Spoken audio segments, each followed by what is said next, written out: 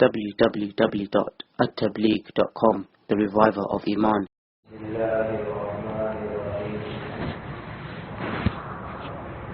الحمد لله رب العالمين والصلاة والسلام على سيدنا ومولانا محمد وعلى آله وأصحابه وعلى من تبعهم بإحسان إلى يوم الدين. أما بعد فأعوذ بالله من الشيطان الرجيم. بسم الله الرحمن الرحيم. إن المنافقين في الدرك الأسفل من النار. صدق الله مولانا العظيم. منافق کے لیے یہ آیت ہے کہ جن کے دلوں کے اندر نفاق ہے وہ جہنم میں سب سے نیچے درجے کے اندر ہے. ایک بات یہ ذہن میں رکھنا کہ جنت کے اندر جو الگ الگ مقامات ہیں اس کو جنت کے درجات کہتے ہیں، اور جہنم کے اندر جو اونچے نیچے سب درجات ہیں اس کو عربی میں درکات کہتے ہیں. تو منافق لوگوں کے لیے قرآن کی آیت سے صاف بات معلوم ہوتی ہے کہ وہ جہنم میں بالکل نیچے درجے کے اندر ہوں گے. یعنی یہود، نصارہ، کافر، مشرک سے بھی زیادہ بدتر اور برا درجہ منافقوں کا ہونا ہے. اللہ تعالیٰ اس سے ہماری حفاظت فرمائے. نفاق دو طرح کا ہوتا ہے. ایک منافق وہ ہوتا ہے جو اپنے عقیدے کے اعتبار سے منافق ہوتا ہے. نبی کریم صلی اللہ علیہ وسلم کے مبارک زمانے میں ایسے منافق بہت سارے تھے جو زبان سے کلمہ پڑھتے، اپنے آپ کو مسلمان بتاتے اور دل کے اندر ایمان اسلام ہوتا نہیں تھا. یہ ہے پکے اور اصلی منافق. حضور کے بعد کے زمانے کے اندر بھی اس طرح کے منافق لوگ دنیا میں ہو سکتے ہیں، اور بعض لوگوں کا تجربہ ہوا ہے کہ ایسے منافق ہے. لیکن اب یہ زمانہ کیونکہ اللہ کے یہاں سے وحی تو آتی نہیں ہے، اسی لیے ہم کسی کے بارے میں پورے یقین کے ساتھ نہیں کہہ سکتے کہ آدمی منافق ہے. کوئی آدمی اپنے آپ کو ظاہر میں مسلمان بتا دے تو ہمیں مان لینا پڑے گا کہ یہ مسلمان ہے، اور دل کا معاملہ اس کا ہم اللہ کے حوالے کر دیں گے. لیکن ایک دوسری قسم ہے منافق کی جس کو نفاق عملی کہا جاتا ہے. یعنی وہ آدمی عقیدے کے اعتبار سے تو ایمان والا ہے، عقیدے کے اعتبار سے مسلمان ہے، لیکن اس کا عمل، اس کا کام ایسا ہے جو منافقوں جیسے وہ کام کرتا ہے. اور جو آدمی منافقوں جیسے کام کرے گا، حدیث کے اندر موجود ہے من تشبہ بقوم فہو منہم. جو آدمی کسی قوم کی نقل اتارتا ہے، مشابہت اختیار کرتا ہے، وہ انہی میں سے ہوگا، ان کے جیسا کہا جائے گا. تو جو لوگ ایمان والے ہیں لیکن ان کے اعمال، ان کے کام منافقوں جیسے ہیں، تو خطرہ اور ڈر یہ لگتا ہے کہ ان کو ایک زمانے تک منافقوں کے ساتھ جہنم کی آگ کے اندر جلنا پڑے گا. اللہ تعالیٰ منافقوں والی عادتوں سے، منافقوں والے اعمال سے ہماری حفاظت کرنا، اپنی حفاظت کے اندر رکھے.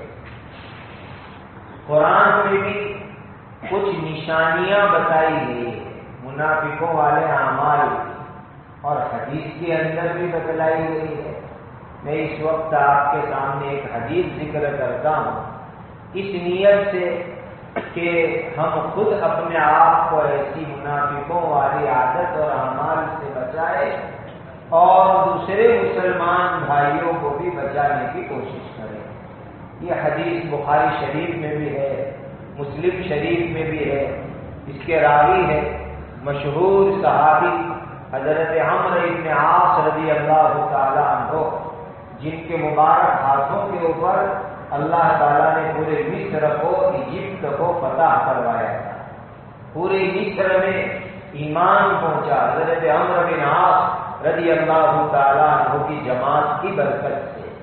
وہ کہتے ہیں کہ نبی کریم صلی اللہ علیہ وسلم نے ارشاد فرمایا، جس آدمی کے اندر 4 عادتیں ہوں وہ آدمی خالص منافق ہے، یعنی پکا منافق ہے۔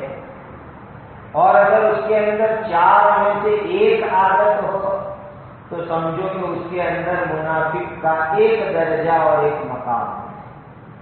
پھر حدیث کا خلاصہ یہ کہ اگر 2 عادت ہے تو منافق والا 2 درجہ اس کے اندر ہے، 3 عادت ہے تو 3 درجے ہیں، اور اگر 4 عادت ہے تو نبی کریم صلی اللہ علیہ وسلم نے فرمایا کہ وہ خالص اور پکا منافق ہے۔ آگے حدیث میں ارشاد فرمایا، جب تک وہ منافقوں والی عادت کو نہیں چھوڑے گا وہاں تک اس کے اندر نفاق رہے گا، منافقوں والا معاملہ رہے گا اس کے اندر۔ لہذا یہ 4 نشانی جو نبی کریم صلی اللہ علیہ وسلم نے بیان فرمائی، اس کو اس نیت سے سننا ہے کہ اگر اس میں سے کوئی بھی بات ہمارے اندر موجود ہے تو اللہ کے ساتھ اپنا معاملہ ہے، توبہ کر کے اس کو اپنی زندگی سے نکال لے تاکہ اپنے اندر کامل اور پکا ایمان آئے۔ پہلی چیز نبی کریم صلی اللہ علیہ وسلم نے فرمائی کہ منافق کی پہلی عادت، اس کے پاس کوئی امانت رکھی جاتی ہے تو وہ خیانت کرتا ہے، کوئی امانت رکھتا ہے تو خیانت کرتا ہے۔ آج امانتوں کے اندر خیانتیں تو بہت عام ہیں۔ امانت کے اندر تو یہ ہے کہ آپ نے کسی کو کوئی چیز سنبھالنے کے لیے دی کہ ذرا اس کو رکھو، بعد میں آپ کے پاس لے لوں گا، تو لوگ خیانت کرتے، یعنی واپس دینے کا نام لیتے نہیں ہے۔ اور دیکھو جس طرح چیزوں میں امانت ہے کہ پیسے رکھے، گولڈ رکھا، سلور رکھا، یا کوئی گاڑی رکھ دی اور وہ سامنے والا خیانت کر جائے، یہ تو ہے ہی خیانت۔ لیکن خیانت کا ایک خطرناک درجہ بات میں بھی امانت ہوتی ہے کہ میں نے آپ کو ایک بات بتائی اور یوں کہہ دیا کہ یہ بات کسی کو کہنا مت، تو یہ امانت ہو گئی۔ اب اگر وہ بات آپ نے کسی اور کو بدلا دی تو یہ بات میں خیانت کہی جائے گی اور اس کے اوپر بھی یہی گناہ لاگو ہوگا۔ ایک تیسری صورت ہے المجالس بالامان، کہ جو میٹنگ ہوتی ہے، مجلس ہوتی ہے، اگر وہ مجلس خانگی مجلس ہے تو اس کے اندر جو بات ہوئی وہ بھی امانت کی بات کہلاتی ہے۔ جیسے کوئی کمیٹی ہے اور وہ کمیٹی والے آپس کے اندر بیٹھ کر کے کوئی بات کرتے ہیں اور یہ ہے قانون کہ بھائی یہ بات تو ہمارے اندر رہنی چاہیے، کسی اور کو بدلانا نہیں ہے۔ اب آپ نے مسجد سے باہر نکل کے ہی دوسروں کو بدلا دیا، یہ بھی خیانت کہی جاتی ہے۔ تو اس بات چیزوں میں امانت ہے، بات میں بھی امانت ہے، مجلس میں بھی امانت ہے، اور اگر کوئی آدمی اس کی خلاف ورزی کرے گا تو اس کو خیانت کرنے کا گناہ لاگو ہوگا۔ ایک مرتبہ پہلے کئی موقع ایسے آئے کہ عید مختلف ملکوں میں ہوتی ہے دین کی نسبت پر، تو ایک جگہ کے اوپر عید کے چاند کے سلسلے میں وہاں کی چاند کمیٹی بیٹھی ہوئی تھی۔ اب وہ چاند کمیٹی کے اندر جو لوگ بیٹھے ہوئے تھے دونوں طرح کے تھے، علماء مفتیان کرام بھی تھے اور مختلف مسجدوں کے ٹرسٹی اور ذمہ دار بھی تھے۔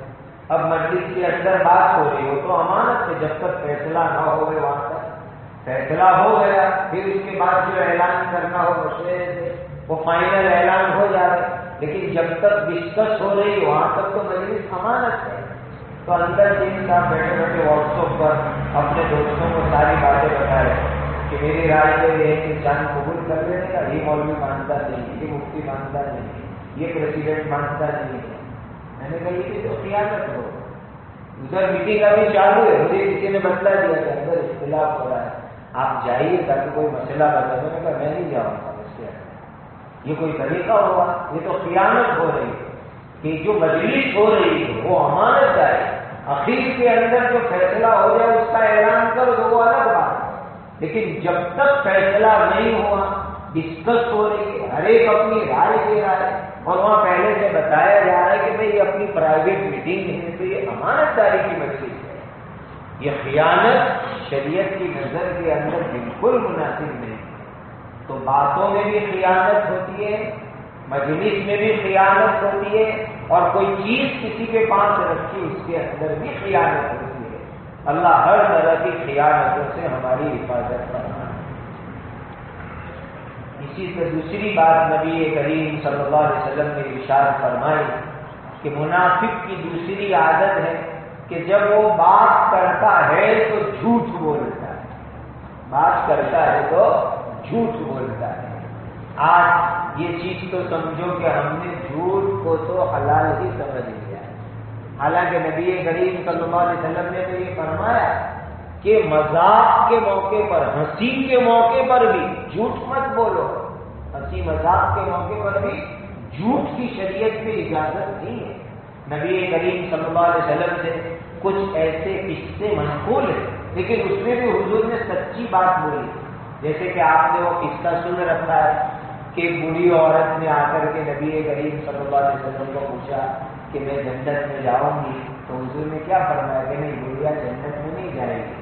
تو بالکل سچی بات حضور نے فرمائی تھی۔ وہ بڈھی رونے لگی تو حضور نے فرمایا اس کو کہ بھئی تم بڈھی ہو کے جنت میں نہیں جائے گی، اللہ تجھے جوان بنا کے جنت میں داخل کریں گے۔ کیا معلوم ہوا کہ مذاق اور ہنسی کے موقع پر بھی ہماری شریعت میں جھوٹ کی اجازت نہیں ہے۔ آج تو ہم جب دوستوں کے ساتھ محفل میں، مجلس میں، ہنسی مذاق میں بیٹھتے ہیں تو جھوٹ نہیں، جھوٹ سے آگے تہمت، بہتان، الزام، غیبت، ایسے خطرناک گناہوں کا ارتکاب کرتے ہیں جو شریعت میں بالکل جائز نہیں۔ ایک اور موقع کی حدیث ہے کہ ایک عورت اپنے بچے کو بلا رہی ہے، وہ بچہ قریب نہیں آ رہا تو ماں کہہ رہی لو تجھے کچھ دوں گی، تو وہ بچہ ظاہر ہے کہ لالچ کے اندر آ جاتا ہے کہ ماں سویٹ دے گی یا کچھ دے گی۔ بچے کھیلتے ہو، آتے نہ ہو تو عام طور پر عورتیں بلاتی ہیں میں تجھے یہ کچھ دیتی ہوں۔ نبی کریم صلی اللہ علیہ وسلم نے پوچھا تیرے ہاتھ میں کچھ ہے؟ تو اس عورت نے کہا کہ ہاں کھجور ہے۔ تو حضور نے فرمایا تب تو ٹھیک ہے، اگر تیرے ہاتھ میں کھجور یا کوئی چیز نہ ہوتی اور تو بچے کو بلاتی کہ یہاں میں تجھے کچھ دیتی ہوں اور ہاتھ میں کچھ نہیں ہوتا، وہ بھی جھوٹ ہو جاتا ہے۔ آج تو اس طرح کتنی باتیں ہوتی ہیں، جیسے کہتے ہیں کہ بھئی یہ تو بلا رہے، کیوں بلا رہے؟ کہ وہ بلانا تھا، آتے نہیں تو ایسی بات کہہ دی کہ نہیں کچھ دوں گا، آ جاؤ۔ یہ بھی ایک جھوٹ کی قسم ہے۔ حضرت امام بخاری رحمۃ اللہ علیہ جنہوں نے پوری امت پر احسان کیا، صحیح حدیثوں کو جمع کر کے ان کے حالات میں لکھا ہے کہ دور سفر کر کے گئے، ان کو پتہ چلا وہاں کوئی حدیث کے بڑے عالم ہیں جن کے پاس کوئی حدیث کی روایت ہے، وہ سننے کے لیے گئے سفر کر کے، اور وہ زمانے کا سفر گھوڑے گدھے خچر بیل اور جو ہے اونٹ پر سفر، اتنا لمبا سفر کر کے گئے تو دیکھا کہ جن کے پاس وہ حدیث تھی وہ ہاتھ میں ایک ٹوکرا لے کے کھڑے، برتن لے کر کے، ان کا گھوڑا کہیں بھاگ گیا تھا تو گھوڑے آ نہیں رہا تھا تو وہ برتن لے کر کے دکھا رہے ہیں، یعنی گھوڑے کو یہ دکھانا چاہتے ہیں کہ اس میں کھانے کا دانا گھاس ہے، اور وہ گھوڑے کو بلانے کے لیے وہ برتن لے کر کے دکھا رہے ہیں، حالانکہ وہ برتن خالی تھا، خالی گھوڑے کو بلانے کے لیے وہ لالچ دے رہے تھے۔ گھوڑے کو دور سے تھوڑا ہی دکھے گا کہ اندر کچھ ہے کہ نہیں ہے، بس وہ یہ لالچ دلا رہے تھے۔ تو حضرت امام بخاری رحمۃ اللہ علیہ نے قریب جا کے دیکھا کہ برتن تو خالی ہے، یہ تو صرف گھوڑے کو بلانے کے لیے جھوٹی لالچ دے رہے کہ تو آ جا میں تجھے دانے کھلاؤں گا، چارے کھلاؤں گا۔ اتنا لمبا سفر کر کے تشریف لے گئے تھے لیکن ان سے حدیث نہیں سنی، حدیث نہیں حاصل کی، واپس آ گئے کہ جو آدمی جانور کو دھوکہ دے سکتا ہے وہ آدمی مجھے حدیث میں دھوکہ نہیں دے رہے، اس کی کیا گارنٹی؟ واپس آ گئے، حدیث نہیں سنی ان سے۔ اس سے معلوم ہوا کہ ہماری شریعت کے اندر سچائی کی کتنی اہمیت ہے۔ نبی کریم صلی اللہ علیہ وسلم نے فرمایا کہ منافق جب کوئی بات بولتا ہے تو جھوٹی بات بولتا ہے۔ تیسری نشانی نبی کریم صلی اللہ علیہ وسلم نے فرمائی، کسی کے ساتھ کوئی معاہدہ کرتا ہے، وعدہ کرتا ہے، کانٹریکٹ کرتا ہے تو وہ اس کے خلاف کرتا ہے۔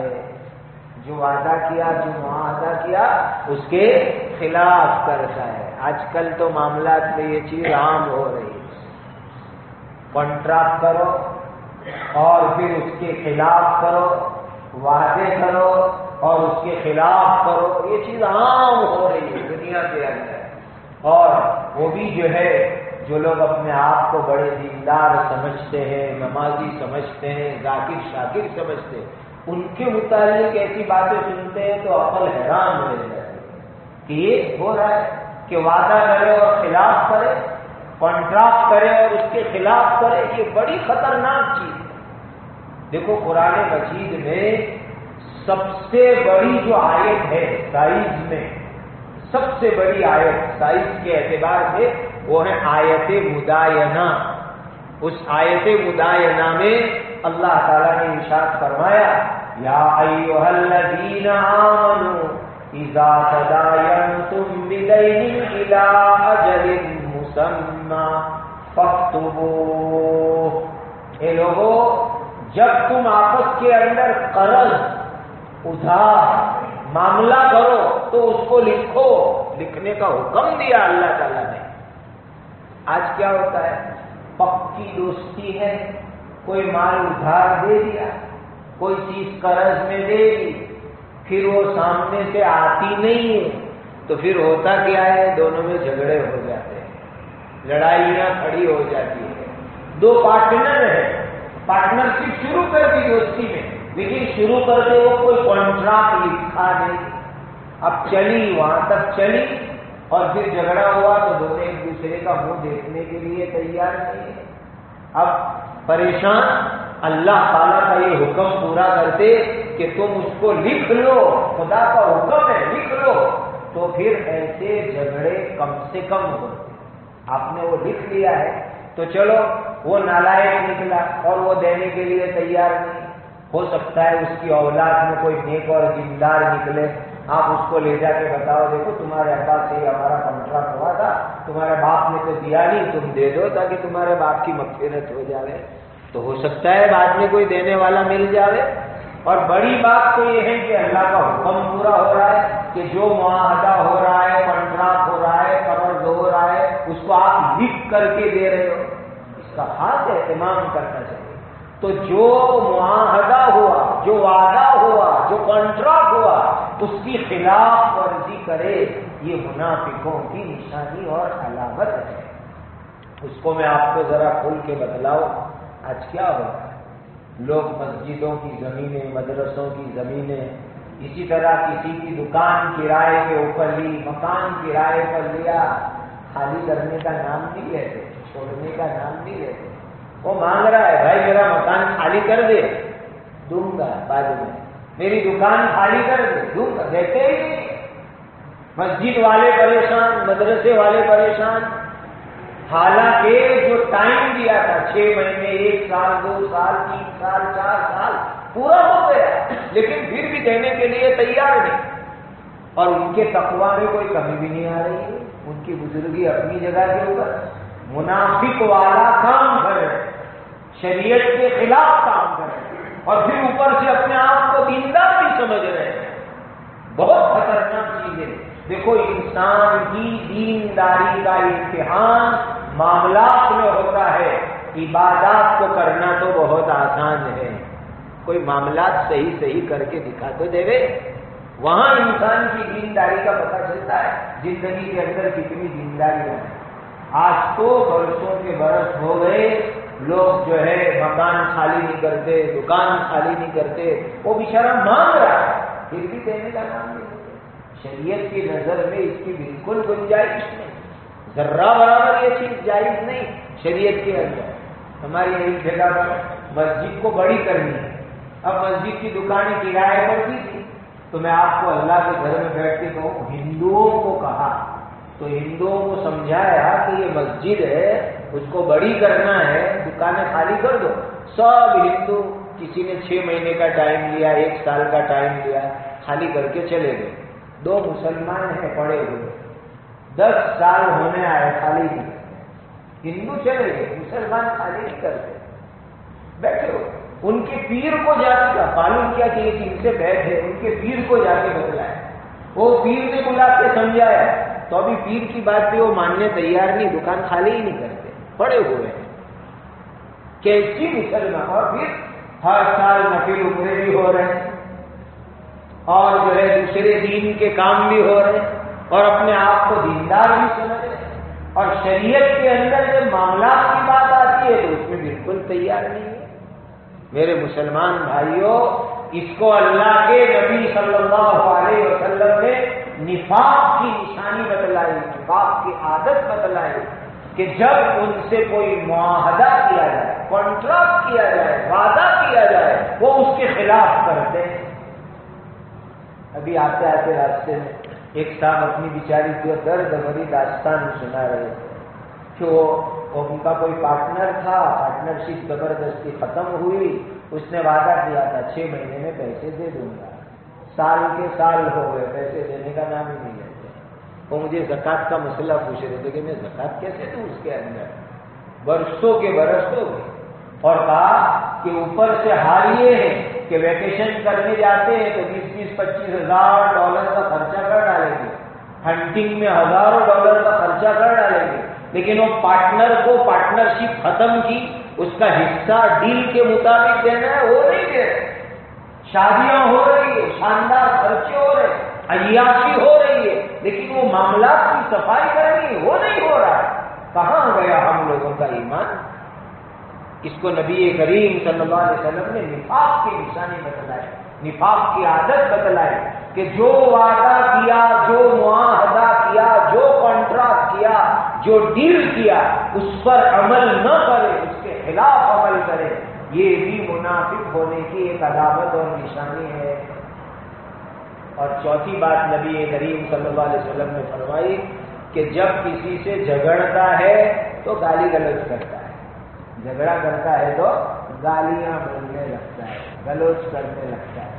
بہت سو کی عادت، دیکھو ایک تو جھگڑا بری چیز، مسلمان کو جھگڑنا ہی نہیں چاہیے، لیکن چلو اسی بات میں ذرا سی گرما گرمی ہو گئی تھوڑی بہت تو چلا لے گئے، اتنی گرما گرمی ہو، لیکن یہ کوئی بات ہوئی کہ جھگڑا ہوا، گرما گرمی ہوئی تو آپ گالیاں بولنا چالو کر دو اور اس کے سامنے اس کے ایپ زور زور سے بولنا چالو کر دو، تو ایسا ہے، تو ایسا ہے، تو ایسا ہے، ایسا ہے، یہ تو ہرگز شریعت میں درست نہیں ہے۔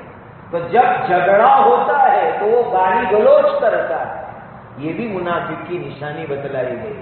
قرآن میں اللہ تعالیٰ ارشاد فرماتے ہیں وَيْلٌ لِّكُلِّ ہُمَزَةٍ لُّمَزَةٍ، یہ آیت تو پڑھتے رہتے ہو، ذرا اس کا میننگ سمجھو۔ ویل کس کو کہتے ہیں؟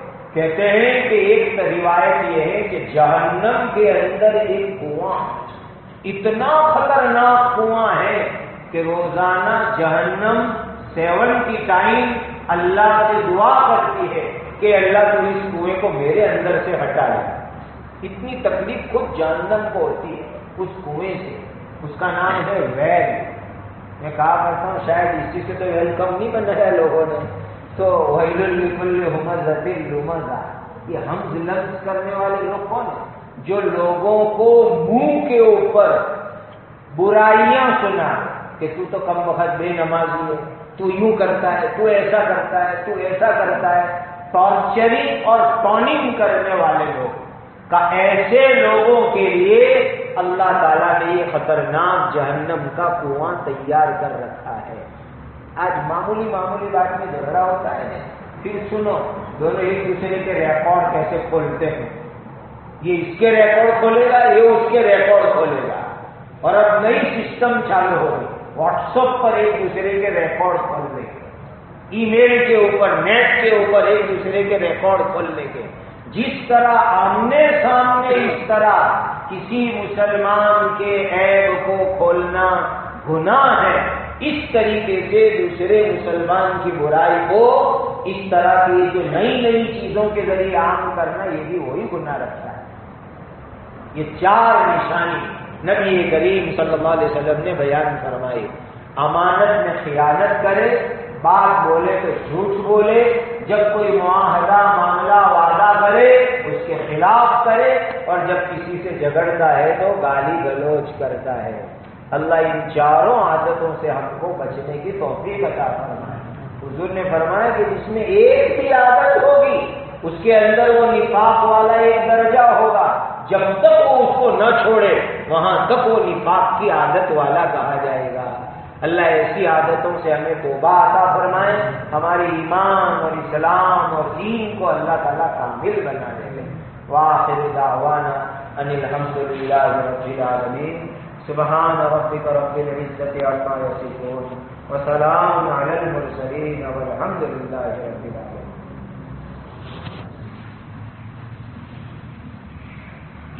www.attableek.com, the reviver of